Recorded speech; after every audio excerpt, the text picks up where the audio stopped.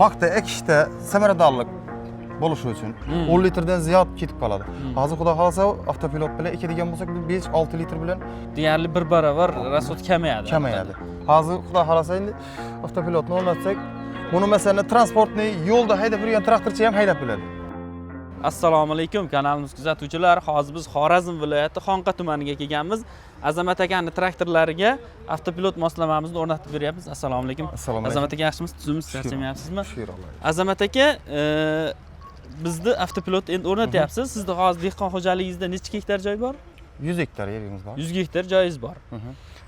Nima uchun aynan avtopilot o'rnatyapsiz? Qaysi masalalaringizga yechim beradi deb o'ylab aynan avtopilot o'rnatdingiz? Endi shu paxta ekishda samaradorlik bo'lishi uchun. Masalan, qanaqa samaradorlik? Masalan, paxta ekishda masalan qator oralarini razmerlari bir xil bo'ladi.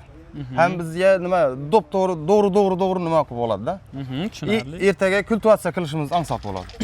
Yengil bo'ladi. Shuning uchun ham nima paxta navini yo'qotmaymiz kultivatsiya qilishda. Kultivatsiya jarayonida odatiy holatda o'zingiz ekadigan bo'lsangiz, taxminan qancha necha foiz anaqa ko'chat chopilib ketishi mumkin?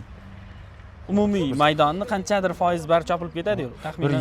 20-30% ko'chat nobud bo'ladi-da. Kultivatsiya jarayoni. O'zimiz qo'lda eksak nimasi? 20-30% ko'chat nobud bo'ladi. Bir mavsumda necha marta kultivatsiya qilish kerak bo'ladi? 4-5 marta. Umumiy 4-5 marta qilganingizda umumiy ko'chatlar sonidan 20-30% nobud bo'ladi. Nobud bo'ladi. Masalan, agar o'shani avtopilotda qiladigan bo'lsangiz, o'sha 100% saqlanib qoladi, daromadingizga baribir qo'shimcha daromad bo'ladi. Tushunarli.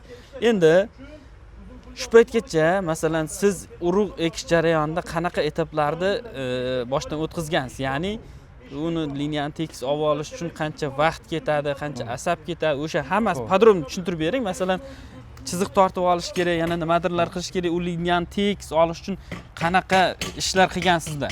Avval liniyani to'g'ri olish uchun selkani ichidagi chitlarni hammasini oladik, tap-tokratib, keyin 2-3 qator borib kelib liniyani to'g'rilab, keyin boshqatdan chit zapravka qilib, keyin haydab, shunda to'g'rilanadi. Birinchi ichiga urug' solmasdan selkani haydab ko'rasizlar dagini. O'shanda ham tekis chiqdimi, yo'qmi? Menimcha bir martada bo'lmaydi, bir necha marta qilib ko'rish kerak, ha? 2 yo 3 marta borib kelib to'g'rilab, undan keyin chigitni zapravka qilib haydadik.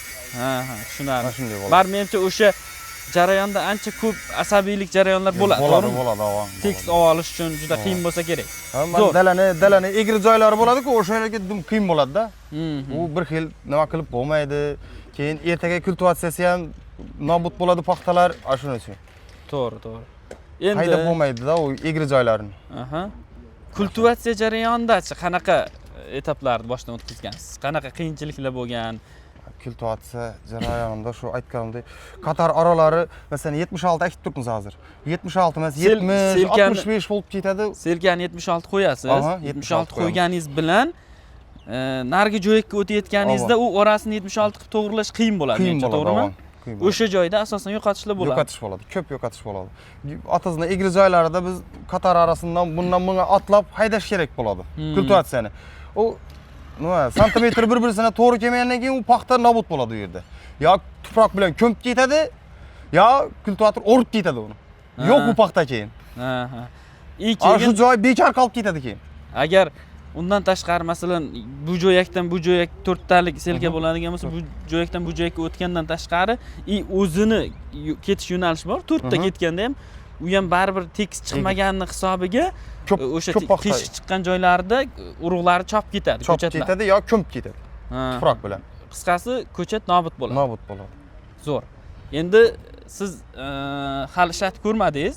Bar tanishlardan eshitganingiz boshqa qilgansiz. O'sha ko'chatni ekish, kultivatsiya jarayonlari qanaqa ketadi deb o'ylayapsiz hozir? Xudo xolasa zo'r bo'ladi. O'sha avval yo'qotib turgan 20-30% mizni saqlab qolamiz deb qilib turibmiz bu ishlarni. Zo'r. Qarang. Endi hozir bunda etapda qana jarayonlar ketadi. Siz anaqa bilan ekasiz.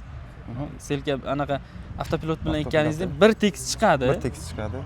Keyin urug' ham bir tekis ekiladi-da, o'shani hisobiga dalangizni u boshimi, bu bosh hamma joyda urug'lar bir xil o'sib chiqadi. xil. Kultivatsiyada hech qanaqa yo'qotish bo'lmaydi. Yo'qotish bo'lmaydi, xudo xolasa. Terim jarayoni qanaqa bo'ladi hozir? Terim jarayoni juda yaxshi bo'ladi. Shu ekib kultivatsiya qilgan paxtamizni hammasini xudo xolasa paxta mashinada hammasini yig'ib terib olib bilamiz. Avtopilotsiz ekayotgan paytingiz qanaqa bo'lardi? Qanaqa jarayon bo'lardi? Otizni, masalan, egri joylari qolib ketadi, uni terib bo'lmaydi. O razmerlari o'zgarib ketgan joylarini yaxshi terib bilmaydi, do'kib ketadi, pateriya bo'ladi. Ani deshadi-yu, masalan, paxtani yerga sochib ketibdi.